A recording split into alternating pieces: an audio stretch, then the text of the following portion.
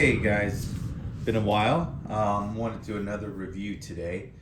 Today we've got a 10-inch American-based subwoofer. This is the DX10.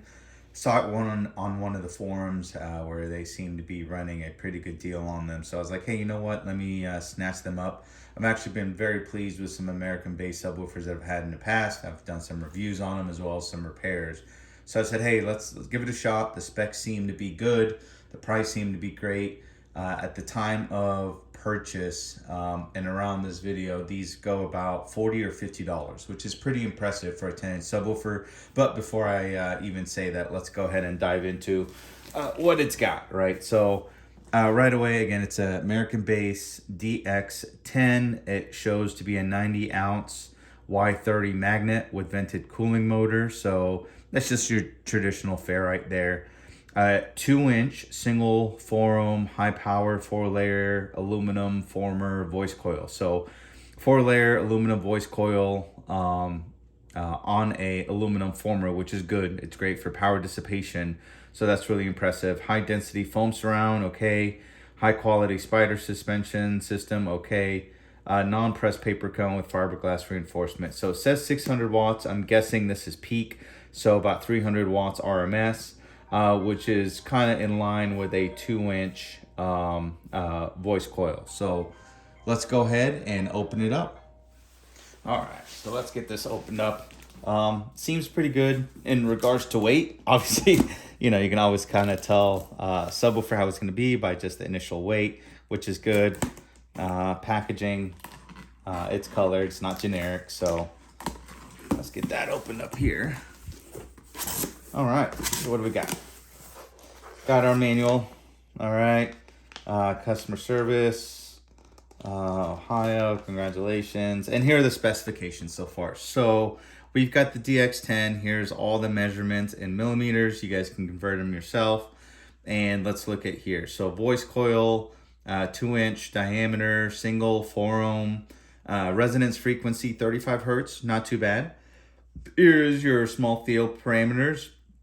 And at a approximately of a VAS of 23 or let's say 24 liters, you can meet your resonance frequency of 35 hertz. So we'll have to convert that to cubic feet and kind of figure out what kind of box you need to reach that 35 hertz. X-Max looks like 0.43 inches or 11 millimeters. It doesn't say if it's one way or both way travel. Sensitivity 85.5 dBs. And then BL is your motor force, 14.5 Tesla meters. And then max power, as I suspected, is 600 watts, which assume that it is a 300 watts RMS. So it says powder finish stamp basket. So maybe that's what the white color is. Kevlar reinforced non-pressed paper cone, 3-layer foam surround, high temp foam, 4-layer voice coil, with Nomex protection. That might be the coating on the actual coil there. So let's open it up. Again, you've got your American-based sticker, excellence in sound.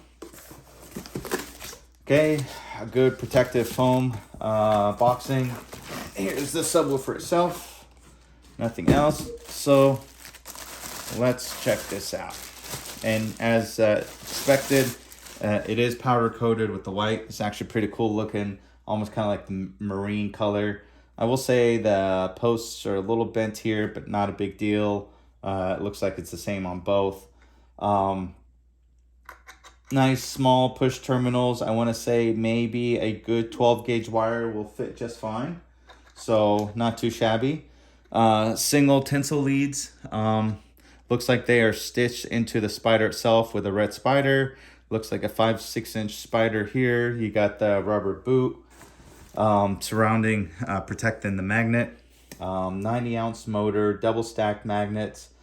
Let's see if I can pull this off. I might need some tools here. Yep, it's on pretty tight, so I'll leave it for now.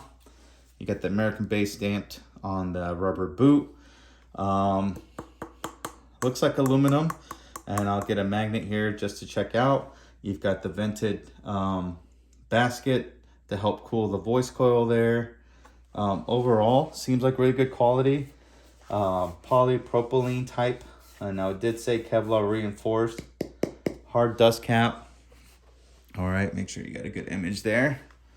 I obviously I'm a big fan of these surround gaskets. It really does help with sealing the box and the enclosure, and also makes it look a lot nicer. So overall, first impression, I am pleased. Seems like a well-built subwoofer, especially for that $40 to $50 price point. As you can see, it's got a vented magnet in the back, a vented pole. Pretty good weight, so we'll go ahead and weigh it as well. But first impression, I'm liking it. So let me grab a magnet and my scale, and we'll go ahead and make sure that the basket is aluminum and not steel. Let's get this all out of the way. And then at the same time, let's also get the scale to weigh it. So, all right, so let's go ahead and put it on the scale. 90-ounce motor, so let's see what it weighs in pounds with that basket and everything. So comes out at 12 pounds, 9 ounces, really decent for a 10-inch subwoofer. So overall weight should kind of give you an idea of where it stands. So that's pretty cool. And I've also got my magnet here, and let's just see. Oh, it's a steel basket, not aluminum. Okay, so it's not cast aluminum. Looks like stamped steel, which again, doesn't matter, not really. Steel is going to be heavier, sturdier. Aluminum's lighter with a little bit more flexibility in manufacturing as well. So overall, still pretty good. Let's take some dimensions, and I guess I'm not sure. We'll do some dimensions, and I guess the next thing is go ahead and get it in a box, and let's see how it sounds. But first time quality, as far as just kind of looking at it, impressions, I like it for the price point. Excellent. Seems well made, well packaged, and so far everything that has been listed has been accurate as far as overall weight and the quality features. So let's go ahead and take some measurements, and we'll get it in the box. All right, so let's take some measurements here. Overall height, and that's from the bottom to the bottom of the frame, which is basically referred to as the mounting height. That looks like it's right at 5.5 inches. So 5.5 inches for mounting depth. Across, obviously, that is going to be 10.5 inches. Let's look at this magnet here, because it's overall pretty good size. Again, I like the weight. Magnet diameter on the outside with the boot on is slightly under 6 inches. So that's not too bad. If we looked at just the bottom plate itself, again, we're looking at about 5.25 inches. So not too shabby. Overall boot height is right under the 2-inch mark. So right almost at the 2-inch mark there. So overall, good dimensions. Feels really good as far as just weight. We have here kind of like, you see the red spider. I like that a lot. Looks pretty cool. Single tinsel leads, again, for only 300 watts RMS. Pretty cool. Again, you guys have your tinsel leads. Feel solid, only about 12 inch. I don't think you can get anything else more than 12 inch. I'm sorry, 12 gauge. 12 gauge wire in here. I think that should be sufficient for 300 watts RMS. But overall, good quality. I like the stamped steel basket with their logo on there. You got vented both on the actual basket, as well as the bottom of the motor, which is the center yoke right here, and the bottom plate, boot cover, gasket. Again, feels really good. It's not stitched, which again is not a big deal. I've never really seen those make a big difference, but again, for higher power, high excursion, people prefer them, but I don't think it matters. The glues that they use nowadays are pretty robust and pretty solid to hold it in place. But yeah, let's go ahead and get this mounted in a box, see what it sounds like. But again, for the initial look and kind of first time experience opening this box for the price point, I think this is a great bargain.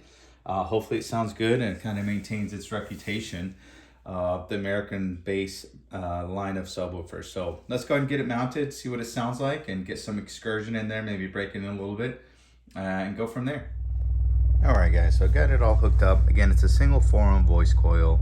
What do we got? We got it hooked up to our Twister audio. This is a 1500 watt RMS amplifier.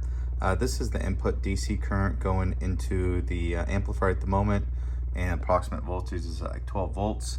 So just rough estimate, it's probably close to anywhere from 50 to 60 watts free air at the moment. So, and it's running a 20 hertz cycle, but just want to kind of get it stretched out, get the soft parts moving. Soft parts being your spider and your surround, right? So that's, feel a lot of good air movement, which is nice. You can probably hear it through the mic here. So really good ventilation here, good ventilation at the bottom by the coil. I can definitely feel it back here by the vented pole, as you can see. So good ventilation even at smaller power, good movement so far. I like it. Good excursion on this. Not getting warm. As you can see once I put my hand in a hole. Nice. All right, let's see if we can crank it up a little bit more. There we go. About 120 watts free air there, 100 watts approximately. Not too shabby, not too shabby at all. All right, so overall, again, no big surprises, but for being a budget subwoofer, I like everything about it. First time quality, first kind of initial quality on it, from the materials, from the packaging, from the finishes. Again, rubber boot, rubber gasket surround, good high roll, nice stiff dust cap. Like the extra cost obviously in powder coating, the stamp steel basket there, good ventilation, push spring terminals. Not too shabby at all for the price point. I think this is overall going to be a budget gem. I would urge folks that are interested in some good entry-level 10s. You know, I've seen maybe not quite truly entry-level, but for the price point, you really get your money's worth and more. So let's go ahead and put this in a box and see how much air it moves, right? All right, guys, so I got it mounted in a ported box. This is approximately 1.2 cubic feet. I forgot what it was kind of tuned to, maybe 32 to 36 hertz, somewhere around there, probably closer to 36 hertz. So got it mounted, low power right now. Got kind of my demonstration strips here to see how much air is moving, but got 20 hertz cycling going through it. Very, very low power. So let's see, barely doing anything here. So let's give it some power and get this thing moving.